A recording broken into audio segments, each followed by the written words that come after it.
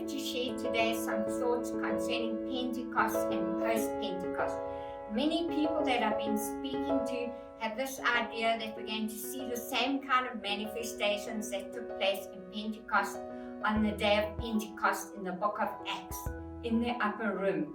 And I feel that God is wanting us to just realign and to understand that when the Spirit of God begins to manifest, He's going to begin to touch each person in a way that their capacity can take, that their spirit man can take. And so Pentecost to each one will be a very unique experience going forward. I see that for some, God is going to really release great levels of power of the Holy Spirit. Great gifting is going to be released. Others, we are not going to have so much gifting, so much power, because we have to grow into that capacity of power. What I am seeing, point 2, is that there's going to be a new level of authority being released through the church on the earth at this time. And so we're going to begin to see authority shifts within our own personal lives. That the things that intimidated us and the things that the enemy could bring against us pre-Pentecost, he is no longer going to have victory in those particular areas because of the authority of the church being restored even in this day and hour. The third thing is that I see personal encounters, family encounters, financial encounters of different ways and different means. And so we are to expect personal encounters which will bring shifts in our daily lives. Personal encounters of the Spirit of God.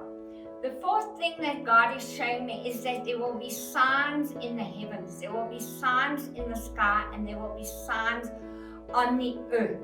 And so we must expect to see these things. God will show you individually. Your sign might be different to my sign, but the Lord is saying use discernment, and He's saying be expectant for it. We are going to begin to see governments fall by the prayers of the church.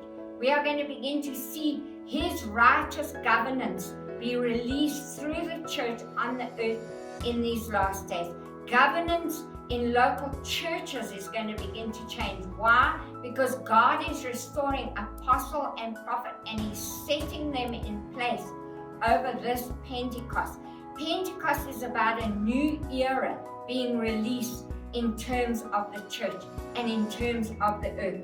And so this is lastly a time of the 5 wise and the 5 foolish virgins.